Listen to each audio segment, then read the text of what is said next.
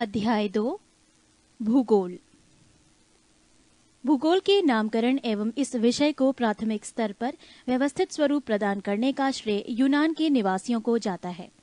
भूगोल शब्द को परिभाषित करने तथा पृथ्वी की परिधि निर्धारित करने के कारण यूनानी विद्वान इरेटोस्थेनिस को भूगोल का पिता कहा जाता है। एक्टियस ने अपनी पुस्तक पैराडाइज में सर्वप्रथम भौगोलिक तत्वों का क्रमबद्ध समावेश किया। इरेटोस्थेनिस ने भूगोल के लिए सर्वप्रथम जियोग्राफिका शब्द का प्रयोग किया। एनेक्सिमेंडर प्रथम व्यक्ति था जिसने विश्व का मानचित्र मापक पर बनाया। अध्ययन के लिए स्वतंत्र विषय के रूप में भूगोल को 19वीं शताब्दी में ही मान्यता मिली। 20वीं शताब्दी के आरंभ में भूगोल मनुष्य और पर्यावरण के पारस्परिक संबंधों के अध्ययन के रूप में विकसित हुआ। इसकी दो विचारधाराएं थीं, एक संभववाद, दो निश्चयवाद।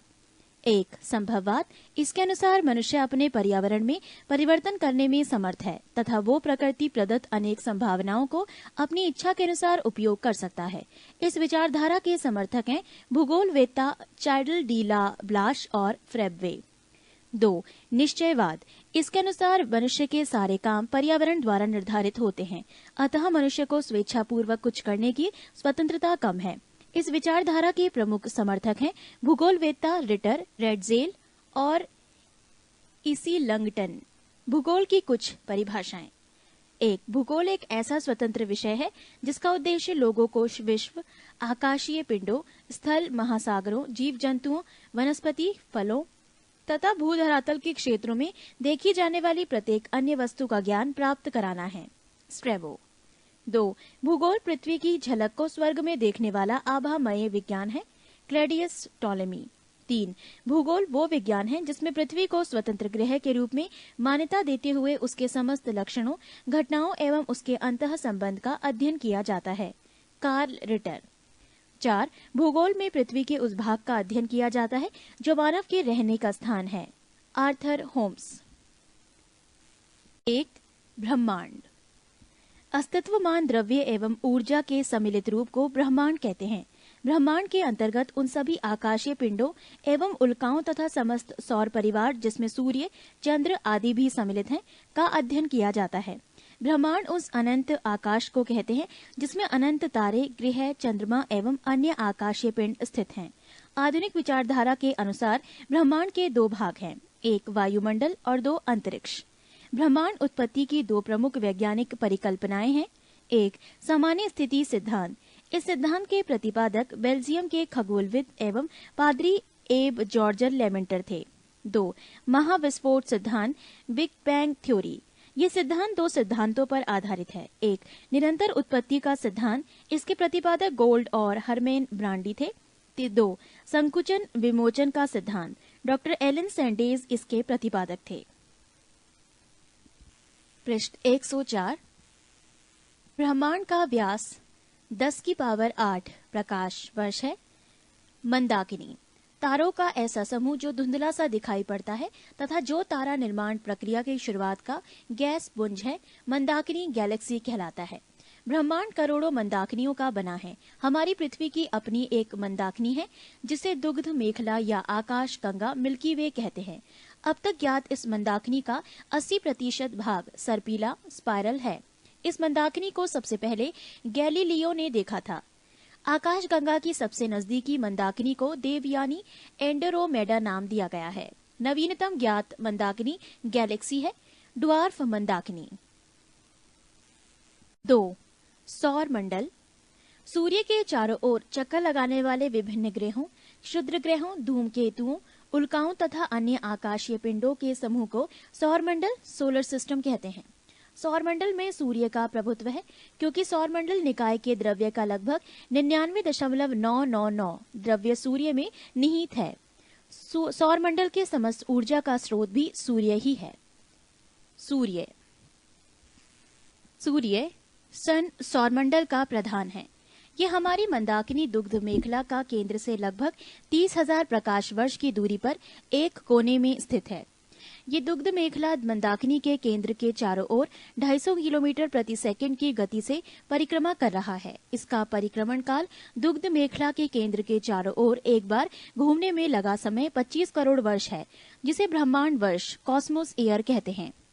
सूर्य अपने अक्ष पर पूर्व से पश्चिम की ओर घूमता है। इसका मध्य भाग 25 दिनों में व ध्रुवीय भाग 35 दिनों में एक घूर्णन करता है। सूर्य एक गैसीय गोला है जिसमें हाइड्रोजन 71%, हीलियम 26.5% एवं अन्य तत्व 2.5 होता है। सूर्य का केंद्रीय भाग करोड़ कहलाता है, जिसका ताप 1.5 गुणा 10⁻7 डिग्री सेल्सियस होता है तथा सूर्य के बाहरी सतह का तापमान 6000 डिग्री सेल्सियस है। हेंस बेथ ने बताया कि 10⁻7 डिग्री सेल्सियस ताप पर सूर्य के केंद्र पर 4 हाइड्रोजन नाभिक मिलकर एक हीलियम नाभिक का निर्माण करता है। अर्थात सूर्य के केंद्र पर नाभिकीय संलयन होता है जो सूर्य की ऊर्जा का स्रोत है। सूर्य की दीप्तिमान सतह पर प्रकाश मंडल फोटोस्फेयर कहते हैं। प्रकाश मंडल के किनारे प्रकाशमान नहीं होते क्योंकि सूर्य का वायुमंडल प्रकाश का अवशोषण कर लेता है। इसे वर्णमंडल क्रोमोस्फेयर कहते हैं। ये लाल रंग का होता है। पृष्ठ 105। सूर्य ग्रहण के समय सूर्य के दिखाई देने वाले भाग को सूर्य किरीट और कोरोना कहते हैं। सूर्य किरीट एक्स रेज उत्सर्जित करता है। इसे सूर्य का मुकुट कहा जाता है। पूर्ण सूर्य ग्रहण के समय सूर्य किरीट से प्रकाश की प्राप्ति होती है। सूर्य की उम्र 5 बिलियन वर्ष है। भविष्य में सूर्य द्वारा ऊर्जा देते रहने का समय 10⁻11 वर्ष है। सूर्य के प्रकाश को पृथ्वी तक पहुंचने में 8 मिनट 16.6 सेकंड का समय लगता है। सौर ज्वाला को उत्तरी ध्रुव पर ऑरोरा बोरिलियस और दक्षिणी ध्रुव पर ऑरोरा ऑस्ट्रेलियस कहते हैं। सूर्य के धब्बे चलते हुए गैसों के खोल का तापमान आसपास के तापमान से 1500 डिग्री सेल्सियस कम होता है। सूर्य के धब्बों का एक पूरा चक्र 22 वर्षों का होता है। पहले 11 वर्षों तक ये धब्बा बढ़ता है और बाद के 11 वर्षों तक ये धब्बा घटता है। जब सूर्य की सतह पर धब्बा दिखलाई पड़ता है उस समय पृथ्वी पर चुंबकीय झंझावात मैग्नेटिक स्टॉर्म्स उत्पन्न होते हैं। इससे चुंबकीय सूर्य की दिशा बदल जाती है एवं रेडियो, टेलीविजन, बिजली चालित मशीन आदि में गड़बड़ी उत्पन्न हो जाती है। सूर्य का व्यास 13,92,000 किलोमीटर है, जो पृथ्वी के व्यास का लगभग 110 गुना है। सूर्य हमारी पृथ्वी से 13 लाख गुना बड़ा है और पृथ्वी को सूर्यताप का 2 अरबवां भाग मिलता है। सौर मंडल के पिंड। अंतर्राष्ट्रीय खगोल शास्त्रीय संघ एस्ट्रोनॉमिकल यूनियन IAU की प्राग सम्मेलन 2006 के अनुसार सौर मंडल में मौजूद पिंडों को 3 श्रेणियों में बांटा गया है। 1. परंपरागत ग्रह बुध, शुक्र, पृथ्वी, मंगल, बृहस्पति, शनि, अरुण एवं वरुण। 2. बौने ग्रह प्लूटो, चेरॉन, सेरस 2003 UB 313। 3. लघु सौरमंडलीय पिंड धूमकेतु, उपग्रह एवं अन्य छोटे खगोलीय पिंड। ग्रह वो खगोलीय पिंड हैं जो निम्न शर्तों को पूरा करता हो। 1. जो सूर्य के चारों ओर परिक्रमा करता हो। 2. उसमें पर्याप्त गुरुत्वाकर्षण बल हो जिससे वो गोल स्वरूप ग्रहण कर सके। 3. उसके आसपास का क्षेत्र साफ हो, यानी उसके आसपास अन्य खगोलीय पिंडों की भीड़भाड़ ना हो। ग्रहों की उपयुक्त परिभाषा INU की प्राग सम्मेलन अगस्त 2006 में तय की गई है। ग्रह की इस परिभाषा के आधार पर यम प्लूटो को ग्रह की श्रेणी से निकाल दिया गया। फलस्वरूप परंपरागत ग्रहों की संख्या 9 से घटकर 8 रह गई। यम को बौने ग्रह की श्रेणी में रखा गया है। ग्रहों को 2 भागों में विभाजित किया गया है। 1. पार्थिव या आंतरिक ग्रह टेरेस्ट्रियल और इनर प्लैनेट। बुध, शुक्र, पृथ्वी एवं मंगल को पार्थिव ग्रह कहा जाता है क्योंकि ये पृथ्वी के सदृश होते हैं। 3. बृहस्पतीय या बाह्य ग्रह जॉवेन और आउटर प्लैनेट। बृहस्पति, शनि, अरुण एवं वरुण को बृहस्पतीय ग्रह कहा जाता है। कुल 8 ग्रहों में से केवल 5 को नंगी आंखों से देखा जा सकता है, जो है बुध, शुक्र, शनि, बृहस्पति एवं मंगल। आकार के अनुसार ग्रहों का क्रम घटते क्रम में है। बृहस्पति, शनि, अरुण, वरुण, पृथ्वी, शुक्र, मंगल एवं बुध, अर्थात सबसे बड़ा ग्रह बृहस्पति एवं सबसे छोटा ग्रह बुध है। घनत्व के अनुसार ग्रहों का क्रम बढ़ते क्रम में है। शनि, यूरेनस, बृहस्पति, नेपच्यून, मंगल एवं शुक्र। शुक्र एवं अरुण, यूरेनस को छोड़कर अन्य सभी ग्रहों का घूर्णन एवं परिक्रमण की दिशा एक ही है। पृष्ठ 106। बुध, मरकरी। ये सूर्य का सबसे छोटा नजदीकी ग्रह है। ये सूर्य निकलने के 2 घंटा पहले दिखाई पड़ता है। ये सबसे छोटा ग्रह है जिसके पास कोई उपग्रह नहीं है। इसका सबसे विशिष्ट गुण है इसमें चुंबकीय क्षेत्र का होना। ये सूर्य की परिक्रमा सबसे कम समय में पूरी करता है। शुक्र वीनस, ये पृथ्वी का निकटतम ग्रह है। ये सबसे चमकीला एवं सबसे गर्म ग्रह है। इसे सांझ का तारा या भोर का तारा कहा जाता है। ये अन्य ग्रहों के विपरीत दक्षिणावर्त एंटी क्लॉकवाइज चक्रण करता है। इसे पृथ्वी का भगिनी ग्रह कहते हैं। ये घनत्व, आकार एवं व्यास में पृथ्वी के समान है। इसके पास कोई उपग्रह नहीं है। बृहस्पति जुपिटर, यह सौरमंडल का सबसे बड़ा ग्रह है। इसे अपनी धुरी पर चक्कर लगाने में 10 घंटा सबसे कम और सूर्य की परिक्रमा करने में 12 वर्ष लगते हैं। इसके उपग्रहों की संख्या 28 है, जिसमें गयानोमीड सबसे बड़ा उपग्रह है। ये पीले रंग का उपग्रह है।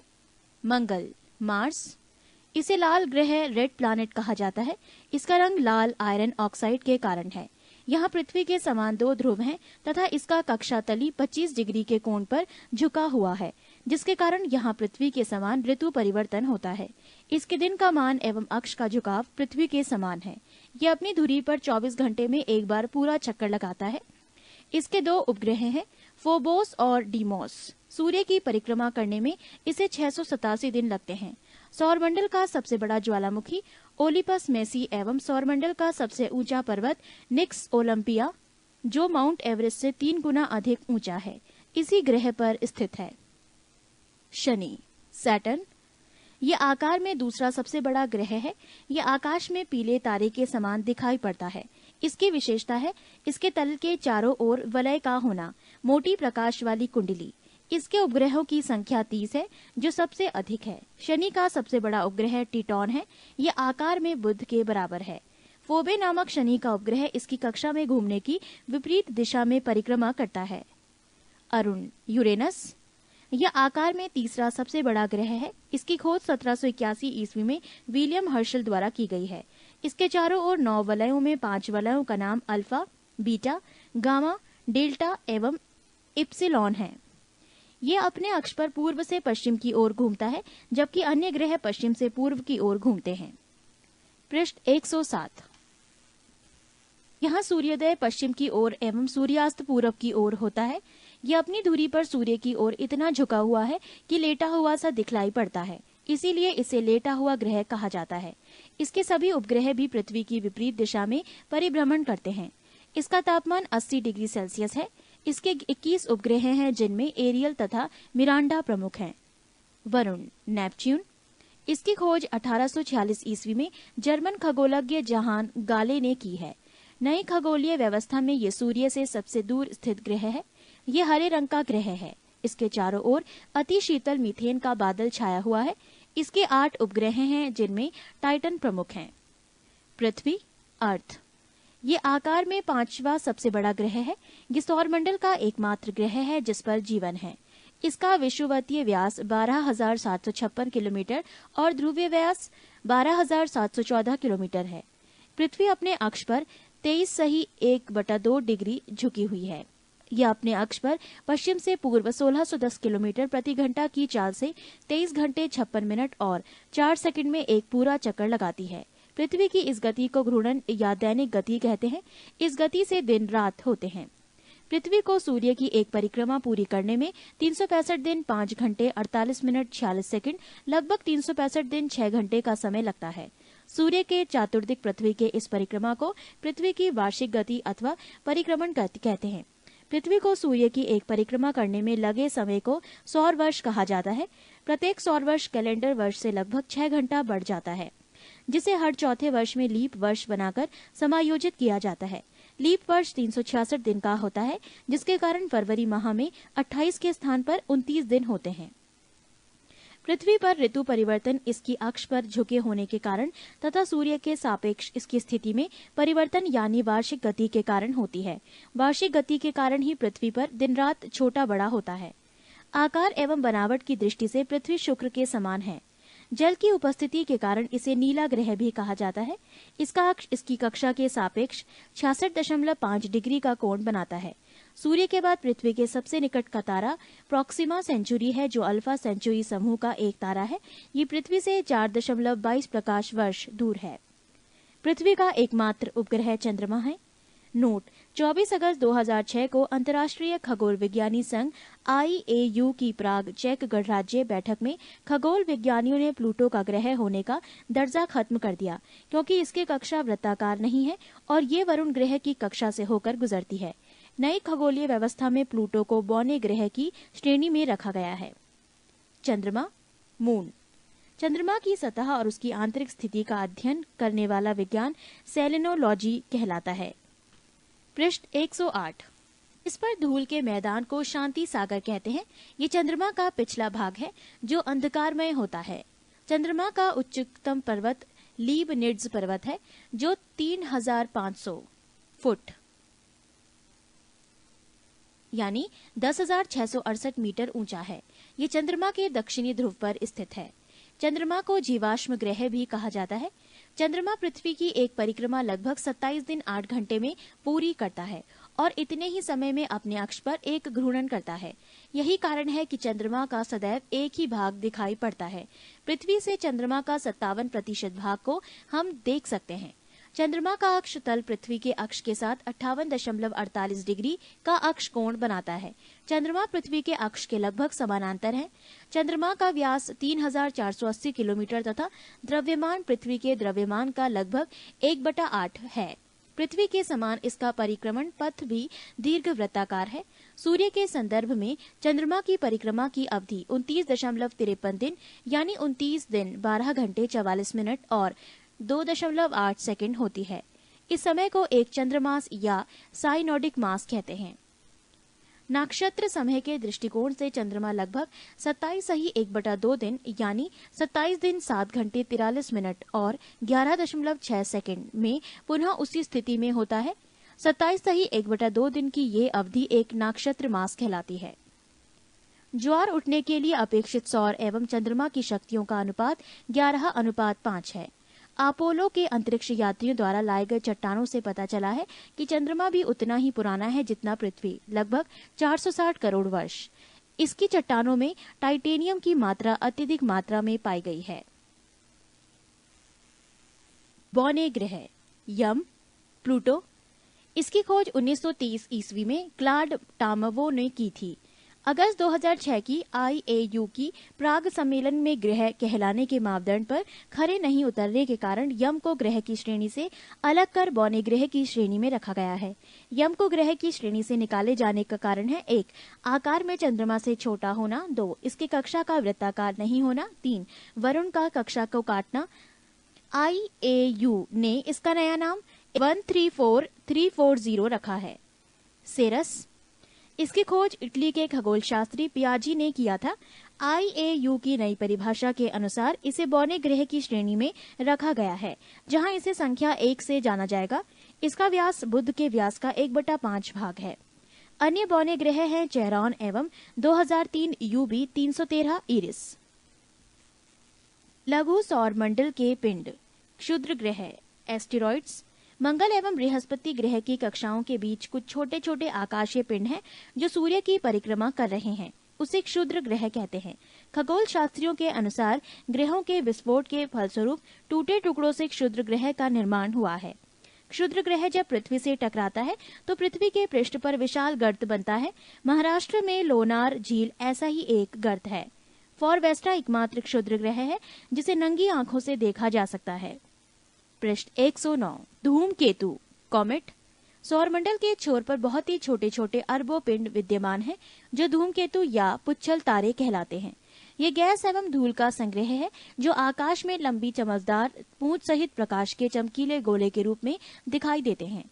धूमकेतु केवल तभी दिखाई पड़ता है जब वो सूर्य की ओर अग्रसर होता है, क्योंकि सूर्य किरणें इसकी गैस को चमकीला बना देती है। धूमकेतु की पूंछ हमेशा सूर्य से दूर होता दिखाई देता है। हेले नामक धूमकेतु का परिक्रमण काल 76 वर्ष है। ये अंतिम बार 1986 में दिखाई दिया था। अगली बार ये 1986 प्लस 76 बराबर 2062 में दिखाई देगा। धूमकेतु हमेशा के लिए टिकाऊ नहीं होते हैं, फिर भी प्रत्येक धूमकेतु के लौटने का समय निश्चित होता है। उल्का, मीटियोरस। उल्काएं प्रकाश की चमकीली धारी के रूप में देखते हैं जो आकाश में क्षण भर के लिए दमकती हैं और लुप्त हो जाती हैं। उल्काएं क्षुद्र ग्रहों के टुकड़े तथा धूमकेतुओं द्वारा पीछे छोड़े गए धूल के कण होते हैं। सौर परिवार की सारणी। ग्रहों के नाम। बुध, व्यास किलोमीटर में 4878, परिभ्रमण समय अपने अक्ष पर 58.6 दिन, परिक्रमण का समय सूर्य के चारों ओर 88 दिन, उपग्रहों की संख्या 0। शुक्र, व्यास 12,102 किलोमीटर, परिभ्रमण समय अपने अक्ष पर 243 दिन, परिक्रमण समय सूर्य के चारों ओर 224.7 दिन, उपग्रहों की संख्या 0। पृथ्वी, व्यास 12,756-12,714, परिभ्रमण समय अपने अक्ष पर 23.9 घंटे, परिक्रमण समय 365.26 दिन, उपग्रहों की संख्या 1। मंगल, व्यास 6,787, परिभ्रमण समय 24.6 घंटे, परिक्रमण समय 687 दिन, उपग्रहों की संख्या 2। बृहस्पति, व्यास 1,42,800 किलोमीटर, परिभ्रमण समय 9.9 घंटे, परिक्रमण समय 11.9 वर्ष, उपग्रहों की संख्या 28। शनि, व्यास 1,20,500 किलोमीटर, परिभ्रमण समय 10.3 घंटे, परिक्रमण समय 29.5 वर्ष, उपग्रहों की संख्या 30। अरुण, व्यास 51,400 किलोमीटर, परिभ्रमण समय 16.2 घंटे, परिक्रमण समय 84.0 वर्ष, उपग्रहों की संख्या 21।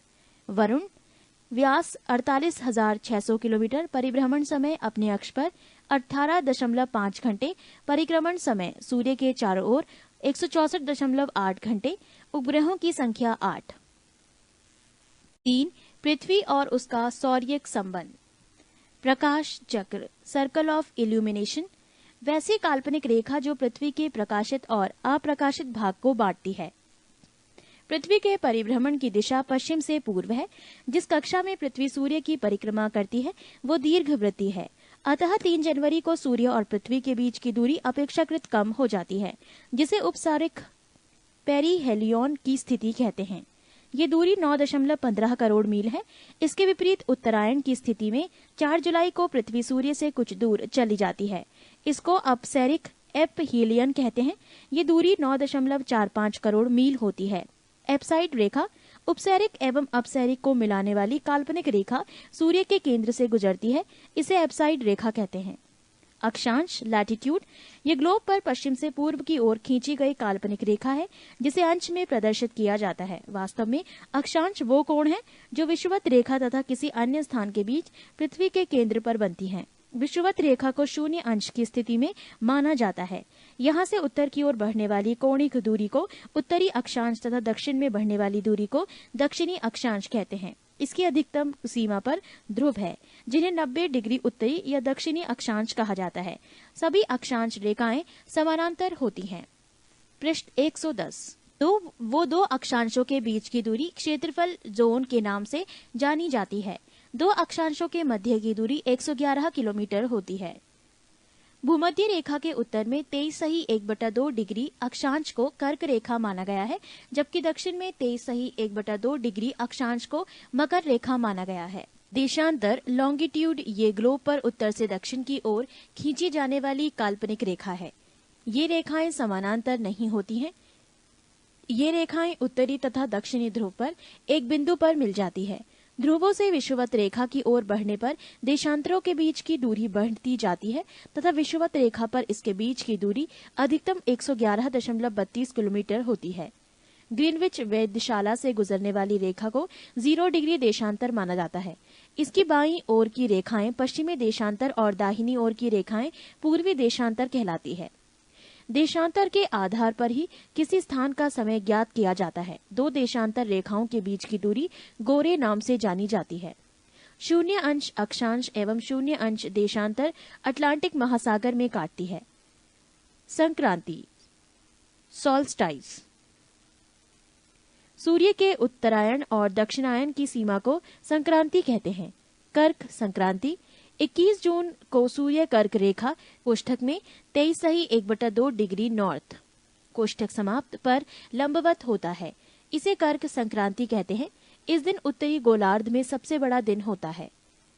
मकर संक्रांति 22 दिसंबर को सूर्य मकर रेखा पर लंबवत होता है। इसे मकर संक्रांति कहते हैं। इस दिन दक्षिणी गोलार्ध में सबसे बड़ा दिन होता है। विषुव इक्विनॉक्स, ये पृथ्वी की वो स्थिति है जब सूर्य की किरणें विषुवत रेखा पर लंबवत पड़ती है और सर्वत्र दिन एवं रात बराबर होते हैं। 22 सितंबर एवं 21 मार्च को संपूर्ण पृथ्वी पर दिन एवं रात बराबर होते हैं। इसे क्रमशः शरद विष्णु ऑटोमैनल इक्विनॉक्स एवं बसंत विषुव वर्नल इक्विनॉक्स कहते हैं। सूर्य ग्रहण सोलर एक्लिप्सी, जब कभी दिन के समय पूर्व सूर्य एवं पृथ्वी के बीच में चंद्रमा के आ जाने से सूर्य की चमकती सतह चंद्रमा के कारण दिखाई नहीं पड़ने लगती है तो इस स्थिति को सूर्य ग्रहण कहते हैं। जब सूर्य का एक भाग छिप जाता है तो उसे आंशिक सूर्य ग्रहण, और जब पूरा सूर्य ही कुछ क्षणों के लिए छिप जाता है तो उसे पूर्ण सूर्य ग्रहण कहते हैं। पूर्ण सूर्य ग्रहण हमेशा अमावस्या न्यू मून को ही होता है। चंद्र ग्रहण ल्यूनियर एक्लिप्सी, जब सूर्य और चंद्रमा के बीच पृथ्वी आ जाता है तो सूर्य की पूरी रोशनी चंद्रमा पर नहीं पड़ती है। इसे चंद्र ग्रहण कहते हैं। चंद्र ग्रहण हमेशा पूर्णिमा फुल मून की रात्रि में ही होता है। प्रत्येक पूर्णिमा को चंद्र ग्रहण नहीं होता है क्योंकि चंद्रमा और पृथ्वी के कक्षा पथ ऑर्बिट पाथ में 5 डिग्री के अंतर होता है, जिसके कारण चंद्रमा कभी पृथ्वी के ऊपर से या नीचे से गुजर जाता है। एक वर्ष में अधिकतम 3 बार पृथ्वी के उप छाया क्षेत्र से चंद्रमा गुजरता है, तभी चंद्र ग्रहण लगता है। सूर्य ग्रहण के समान चंद्र ग्रहण भी आंशिक अथवा पूर्ण हो सकता है। समय का निर्धारण, एक देशांतर का अंतर होने पर समय में 4 मिनट का अंतर होता है। चूंकि पृथ्वी पश्चिम से पूरब की ओर घूमती है, फलतः पूरब की ओर बढ़ने पर प्रत्येक देशांतर का समय 4 मिनट बढ़ता जाता है तथा पश्चिमी जाने पर प्रत्येक देशांतर पर समय 4 मिनट घटता जाता है। अंतर्राष्ट्रीय तिथि रेखा 180 डिग्री देशांतर को अंतर्राष्ट्रीय तिथि रेखा कहते हैं। 1884 ईस्वी में वॉशिंगटन में संपन्न इंटरनेशनल मेरिडियन कॉन्फ्रेंस में 180वें यामियोत्तर को अंतर्राष्ट्रीय तिथि रेखा निर्धारित किया गया है। ऐसा इसलिए किया गया ताकि विभिन्न देशों के मध्य यात्रियों को कुछ स्थानों पर एक दिन का अंतर होने के कारण परेशानी न हो। अंतर्राष्ट्रीय तिथि रेखा आर्कटिक सागर, चुकी सागर, बेरिंग स्ट्रेट व प्रशांत महासागर से गुजरती है। ग्रीनविच मेरिडियन से गणना करते हुए इस रेखा 180वां यामियोत्तर के पूर्व वाले क्षेत्र एक दिन आगे होंगे, या दूसरे शब्दों में इस रेखा से पश्चिमी वाले क्षेत्रों से 12 घंटे आगे होंगे। पृष्ठ 111, जब कोई जलयान पश्चिमी दिशा में यात्रा करते हुए तिथि रेखा को पार करता है तो उसे एक दिन की हानि होती है, क्योंकि इस क्षेत्र में समय 12 घंटे पीछे चल रहा होता है, जैसे सोमवार के बाद रविवार आना। परंतु यदि जलयान पूर्व की यात्रा करते हुए तिथि रेखा को पार करता है तो एक दिन का लाभ होता है। जैसे यदि वो सोमवार को यात्रा प्रारंभ करता है तो तिथि रेखा पार करने पर नए क्षेत्र में बुधवार का दिन उसे प्राप्त होगा। नोट, बेरिंग जल संधि अंतर्राष्ट्रीय तिथि रेखा के समानांतर स्थित है। समय जोन व मानक समय, विश्व को 24 समय जोनों में विभाजित किया गया है। इन समय जोनों को ग्रीनविच मीन टाइम व मानक समय में 1 घंटे के अंतराल के आधार पर विभाजित किया गया है, अर्थात प्रत्येक जोन 15 डिग्री के बराबर होता है। ग्रीनविच यामियोत्तर 0 डिग्री देशांतर पर है, जो कि ग्रीनलैंड व नार्वोनियन सागर व ब्रिटेन, स्पेन, अल्जीरिया, फ्रांस, माले, बुर्किना फासो, घाना व दक्षिण अटलांटिक समुद्र से गुजरता है। प्रत्येक देश का मानक समय ग्रीनविच मीन टाइम से आधा घंटे के गुणक के अंतर पर निर्धारित किया जाता है। मानक समय स्वेच्छा से चयनित यामियोत्तर का स्थानीय समय होता है, जो एक विशिष्ट क्षेत्र या देश के लिए मानक समय निर्धारित करता है। भारत में 82.2 डिग्री पूर्वी देशांतर, जो इलाहाबाद के निकट मिर्जापुर से गुजरती है, के समय को मानक समय माना गया है। ये समय ग्रीनविच मीन टाइम से 5.1/2 घंटा आगे है। अतः जब ग्रीनविच में दोपहर के 12 बजे हो तो उस समय भारत में शाम के 5.1/2 बजेंगे। विषुवत रेखा इक्वेटर, पृथ्वी की मध्य सतह से होकर चली जाने वाली वो अक्षांश रेखा है जो उत्तरी और एवं दक्षिणी ध्रुव से बराबर दूरी पर होती है। ये 0 अंश की अक्षांश रेखा है। विषुवत रेखा के उत्तरी भाग को उत्तरी गोलार्ध और दक्षिणी भाग को दक्षिणी गोलार्ध कहते हैं। कटिबंध जोन, प्रत्येक गोलार्ध को ताप के आधार पर कई भागों में बांटा गया है। इन भागों को कटिबंध कहते हैं। ये निम्न है: 1. उष्ण कटिबंध ट्रॉपिकल जोन, विषुवत रेखा से 30 डिग्री उत्तर एवं 30 डिग्री दक्षिण का भाग यहाँ वर्ष में 2 बार सूर्य शीर्ष पर चमकता है। इस भाग का मौसम सदैव गर्म रहता है। 2. उपोष्ण कटिबंध सब ट्रॉपिकल जोन 30 डिग्री से 45 डिग्री उत्तरी एवं दक्षिणी अक्षांशों के बीच स्थित एक क्षेत्र जहाँ कुछ महीने ताप अधिक और कुछ महीने ताप कम रहता है। 3. शीतोष्ण कटिबंध टेम्परेट जोन 45 डिग्री से 66 डिग्री उत्तरी और दक्षिणी अक्षांशों के बीच का क्षेत्र। यहाँ सूर्य सिर के ऊपर कभी नहीं चमकता है, बल्कि उसकी किरणें तिरछी होती हैं, अतः यहाँ ताप हमेशा कम रहता है। 4. ध्रुवीय कटिबंध पोलर जोन 66 डिग्री से 90 डिग्री के मध्य स्थित क्षेत्र जहाँ ताप अत्यंत ही कम रहता है, जिसके फलस्वरूप वहाँ हमेशा बर्फ जमी रहती है।